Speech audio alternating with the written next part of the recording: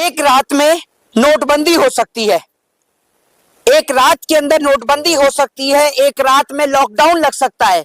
तो आखिर एक रात के अंदर रेपिस्टों के खिलाफ कार्रवाई क्यों नहीं हो सकती? रेपिस्टों को क्यों हमारे देश के अंदर फांसी की सजा सुनाने में या उम्र कैद की सजा सुनाने में इतना समय लग जाता है? यह सवाल आज पूरा देश जानना चाहता है। सबसे बड़ी चीज यह है कि आज पूरे देश के अंदर दो मुद्दे बहुत पीक पर हैं। पहला मुद्दा उन्नाव का है तो दूसरा मुद्दा अंकिता भंडारी का है, यानी उत्तराखंड का है। दोनों ही केस में जनता आक्रोश में नजर आ रही है कि एक और देश के लिए आवाज उठाने वाले, सरकार से सवाल पूछने वाले लोग जेल की सलाखों के पीछे हैं, और दूसरी ओर रेपिस्ट, बलात्कारी जैसे लोग कभी पैरोल पर बाहर आते हैं तो कभी उनको बेल दे दी जाती है। आखिर इस देश की न्याय व्यवस्था इतनी कमजोर क्यों है? क्या न्याय व्यवस्था को किसी के दबाव में आकर फैसले देने पड़ते हैं, या न्याय व्यवस्था कमजोर है? यह एक बड़ा सवाल है।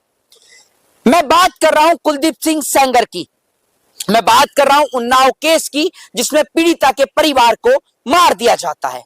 मैं बात कर रहा हूं कुलदीप सिंह सेंगर की, जिस कुलदीप सिंह सेंगर को जब कोर्ट से बेल मिल जाती है तो जनता में एक बड़ा आक्रोश देखने को मिलता है। जनता सड़कों पर उतरती है, सरकार से सवाल करती है, न्यायपालिका से सवाल करती है कि आखिर कैसे और क्यों कुलदीप सिंह सेंगर को बेल मिल जाती है। और बड़ी बेशर्मी की यह बात है कि कुलदीप सिंह सेंगर को जब बेल मिलती है तो कुलदीप सिंह सेंगर के पक्ष में भारतीय जनता पार्टी के कुछ नेता खुलेआम मुखर होकर सामने आते हैं, और सामने आते हैं और कहते भी हैं कि उनको इंसाफ मिला, उनको न्याय मिला। मतलब एक बेटी के साथ गलत करने वाले को अगर बेल मिल जाती है तो न्याय कहा जाता है उसको। दूसरी चीज ये, कुलदीप सिंह सेंगर के पक्ष में कुछ महिलाएं भी सड़क पर उतर जाती हैं जो कहती हैं कि कुलदीप सिंह सेंगर ठीक है, कुलदीप सिंह सेंगर ने कुछ नहीं किया, वो बेकसूर है। बड़ी बात यह है कि अभी कुलदीप सिंह सेंगर की बेटी का भी स्टेटमेंट आया है जिसमें उन्होंने कहा है कि मेरे पिता निर्दोष हैं, उनको फंसाया जा रहा है। मैं पूछना चाहता हूं कि अगर आपके पिता निर्दोष थे तो इतने समय जेल की सलाखों के पीछे क्यों थे? और उस वक्त पे आप कहां थी? आपने बाहर निकलकर क्यों नहीं बोला? और एक बात मैं आपको बता दूं, ये देश की भाड़े की, किराए की गोदी मीडिया जो आज चुप और मौन है, या उसके मुंह पर ताला लगा हुआ है, तो जानते हैं क्यों लगा हुआ है?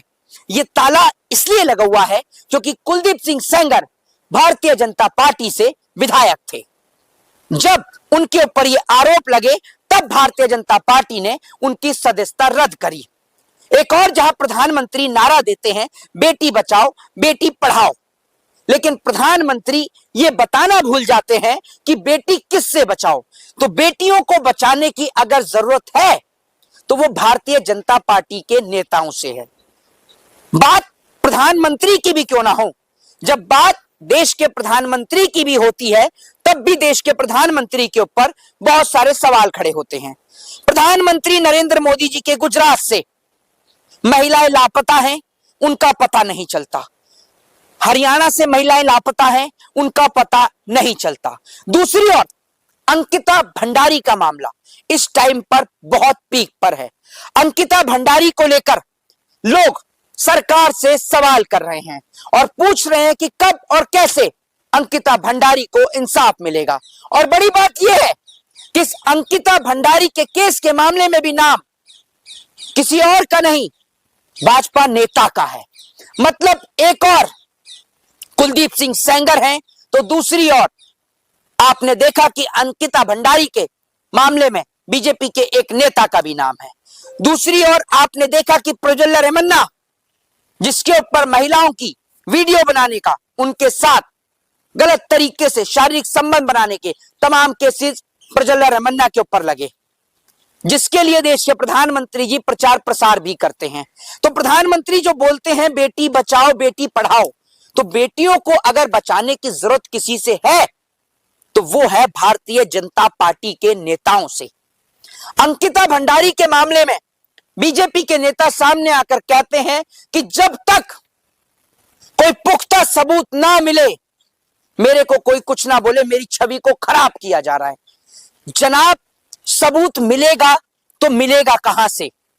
क्योंकि ना तो अंकिता भंडारी जिंदा है जो इस सच को बता सकती थी, या फिर दूसरी वो जगह जहां पर अंकिता भंडारी के साथ में गलत हुआ, जहां पर उनकी हत्या हुई, वो जगह बता सकती थी। लेकिन उस रिसोर्ट के, उस होटल के उस पार्ट पर बुलडोजर चला दिया गया, यानी वहां सारे एविडेंसेस को समाप्त कर दिया गया।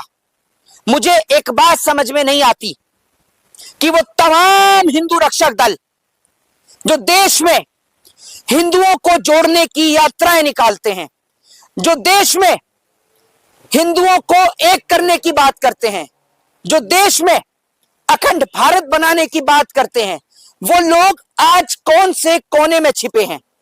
ये सवाल मैं उन लोगों से पूछना चाहता हूं कि आप लोगों का मुंह इसलिए बंद है कि कुलदीप सिंह सेंगर बीजेपी से हैं और अंकिता भंडारी के मामले में जिस नेता का नाम सामने आ रहा है वो बीजेपी का नेता है, आप लोग इसीलिए चुप हैं? यानी अगर कुलदीप सिंह सेंगर की जगह पर कोई मुसलमान होता तो अब तक तो आप सड़क पर तांडव मचा चुके होते, भारतीय जनता पार्टी की महिला सेल उतर चुकी होती। एक और बीजेपी का एक नेता धाकड़, मनोहर धाकड़ जिसका नाम था, आपने देखा किस तरीके से सड़क पर अश्लीलता फैला रहा था। वहीं दूसरी ओर बीजेपी का एक पूर्व एमएलए कुलदीप सिंह सेंगर एक बेटी के साथ गलत करता है जिसमें वो जेल भी जाता है। तीसरी ओर अंकिता भंडारी का मामला, चौथी ओर प्रज्वल रेवन्ना और पांचवी ओर नीतीश कुमार जो एक महिला का हिजाब खींचते हैं। बड़ी बात यह कि क्या देश की बेटियों को आज बचाने की जरूरत भारतीय जनता पार्टी से है? इस सवाल का जवाब मुझे कमेंट बॉक्स में जरूर दें और यह जरूर बताइएगा कि अगर कुलदीप सिंह सेंगर की जगह अगर कोई मुसलमान होता तो उस पर कार्रवाई अब तक होती या नहीं होती?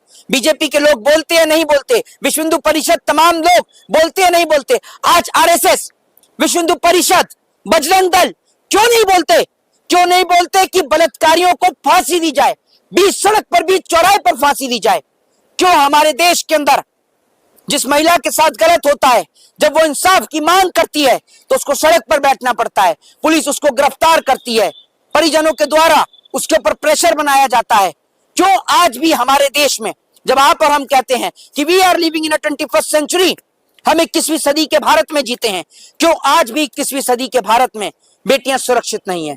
अपने सवाल का जवाब कमेंट बॉक्स में जरूर दे, अपनी प्रतिक्रिया जरूर दे कि क्या बीजेपी के राज में महिलाएं असुरक्षित हैं? मेरी राय तो यह है कि हाँ, बीजेपी के राज में हर महिला असुरक्षित है, क्योंकि अपनी फूल जैसी बच्चियों की हिफाजत खुद करिए, क्योंकि सरकार चलाने वाले बे औलाद बैठे हैं। अपनी राय, अपनी प्रतिक्रिया कमेंट बॉक्स में जरूर दें। वीडियो अच्छी लगे तो शेयर जरूर करिएगा। जय हिंद, जय संविधान।